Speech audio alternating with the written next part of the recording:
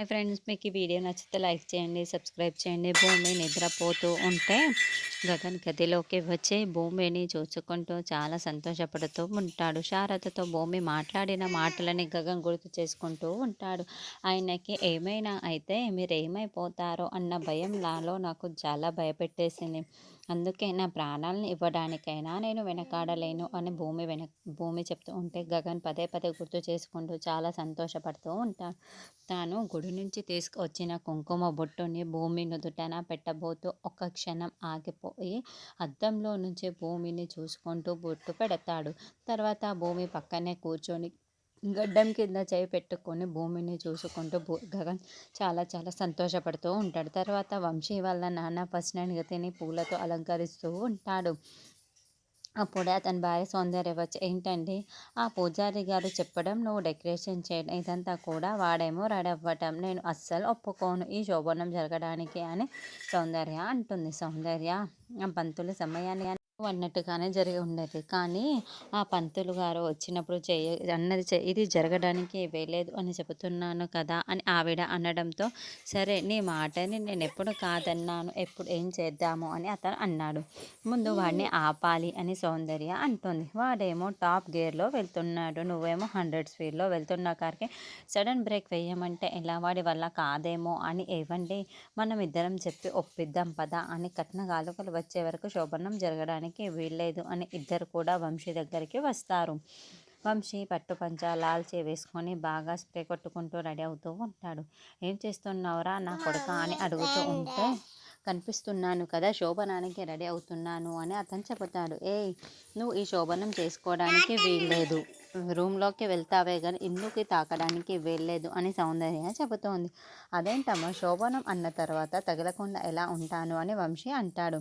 రే, కట్న కాలుగలు వచ్చే వరకు ఈ శోభనం జరగడానికి వీల్లేదు, నువ్వు గదిలోకి వెళ్తున్నావు కానీ అక్కడ ఏమీ జరగకూడదు అని సౌందర్య అంటే, అది కాదమ్మా అని వంశీ అంటాడు. రే, మేము చెప్పింది వినరా? లేకపోతే మనకి కట్న కానుకలు రావు, మీ అమ్మ మన మంచికే చెబుతుంది అని అతను అంటాడు. సరే, నేను గదిలోకి వెళ్తాను, ఎందుకు తగలకపోతే నా గురించి ఏమనుకుంటుంది అని వంశీ అంటే, అదంతా మీ అమ్మ చూసుకుంటుంది, ఇందుతో మీ అమ్మ మాట్లాడుతుంది, కానీ నువ్వు మాత్రం నేను చెప్పింది విను అని చెప్పడంతో అలాగే అని వంశీ అంటాడు. సింహానికి ఎదురుగా కోడిని కట్టేసి తినద్దని చెబుతున్నారు ఏంటి వీళ్ళు అని వంశీ బాధపడుతూ ఉంటాడు. తర్వాత మీరా ఇందుని దగ్గరుండి రెడీ చేస్తూ ఉంటుంది. నన్ను ఆశీర్వదించమ్మా అని బామ్మ దగ్గర, మీరా దగ్గర ఇందు ఆశీర్వాదం తీసుకుంటుంది. నిండు నూరేళ్ళు పిల్ల పాపలతో సంతోషంగా ఉండమని ఇద్దరు ఆశీర్వదిస్తూ ఉంటారు. అప్పుడే వంశీ వాళ్ళ అమ్మ సౌందర్య అక్కడికి వచ్చి, ముందు నేను నీతో కాస్త మాట్లాడాలి, ఇలా రా అని పక్కకు తీసుకువస్తూ ఉంటుంది. చెప్పండి అత్తయ్య అని ఇందు అంటుంది. చూడమ్మా, పెళ్ళైన తర్వాత పెళ్లి బట్టలతో నేరుగా తిరుమల దేవుని దర్శనంకి వెళ్ళడం మాకు ఆనవాయితీ, ఆచారం కూడా. ఈ అబద్ధాలు చాలా, దానివల్ల ఏవేవో జరిగిపోయాయి, కాబట్టి దేవుడి దర్శనానికి వెళ్ళే వరకు మా వాడిని కాస్త దూరంగా పెట్టండి, ఒకటి కాకండి అని చెప్పడంతో, అని సౌందర్య గుర్తుంది కదా అని చెప్తూ ఉంటుంది.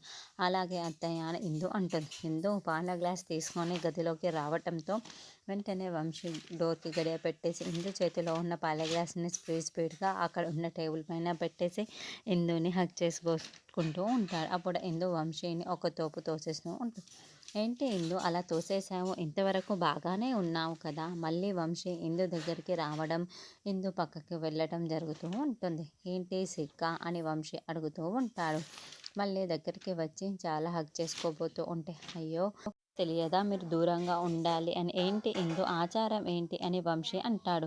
పెళ్ళైన తర్వాత పెళ్లి బట్టలతో దేవుడి దర్శనానికి వెళ్ళాలి అని మీ ఇంటి ఆచారం అని మీ అమ్మ చెప్పింది అని ఇందు చెబుతుంది. ఓ, అమ్మ ఇలా మేనేజ్ చేసిందా అని వంశీ అనుకుంటూ ఉంటాడు. ఓ అదా ఇందు, మనం పెళ్లి బట్టల్లో ఉన్నప్పుడు మనకు పెళ్ళి కాలేదు కదా, మామూలు బట్టల్లో ఉన్నప్పుడే పెళ్ళైంది కదా, కాబట్టి మామూలు బట్టల్లో ఉన్నప్పుడే ఆచారం పట్టించాలి, ఇప్పుడు అదంతా అవసరం లేదు అని మళ్ళీ ఇందు చేతులను తీసుకొని ముద్దు పెట్టుకోబోతూ ఉంటే, అదంతా కాదు అని తన చేతులను వెనక్కి తీసేసుకుంటూ ఉంటుంది. ఏదేమైనా ఆచారం ఆచారమే, అత్తయ్య చెప్పింది వినాల్సిందే అని ఇందు అంటోంది. నువ్వు మా అమ్మ చెప్పింది విన్నావు కానీ మా నాన్న చెప్పింది వినలేదు కదా అని వంశీ అంటాడు. మామయ్య గారు ఏం చెప్పారు అని ఇందు అంటే, మనకి ఎలాగో ఆచారం తప్పింది కాబట్టి ఏ పాపో బాబు పుట్టిన తర్వాతే నేరుగా దర్శనానికి వెళ్దాంలే అని మామయ్య చెప్పాడు అని వంశీ అంటాడు. మరి అత్తయ్య గారు నాకు ఆ విషయం ఎందుకు చెప్పలేదు అని ఇందు అంటుంది. అమ్మ అలా ఎందుకు చెప్పిందో మనం తర్వాత అడిగి తెలుసుకుందాం. ముందు నాన్న చెప్పిన ఆచారాన్ని పాటించేద్దాం అని వంశీ చెప్పడంతో అలాగే అని ఇందు అంటుంది. అలా ఇద్దరు దగ్గరైపోతారు. వాళ్ళ ఫస్ట్ నైట్ పూర్తయిపోతూ ఉంటుంది. తర్వాత శారద భూమిని దగ్గరుండి చాలా బాగా చూసుకుంటూ సేవలు చేస్తూ ఉంటుంది. అయితే భూమి ఒళ్ళంతా కూడా చాలా వేడిగా కాలిపోతూ ఉంటుంది. అదేంటి భూమి, ఓ భూమి ఒళ్ళంతా ఇంత వేడిగా ఉంది, నీకు తీవ్ర జ్వరంగా ఉంది, ఉండు డాక్టర్‌కి పిలుస్తాను అని శారద పరిగెత్తుకుంటూ డాక్టర్ దగ్గరికి వెళ్తుంది.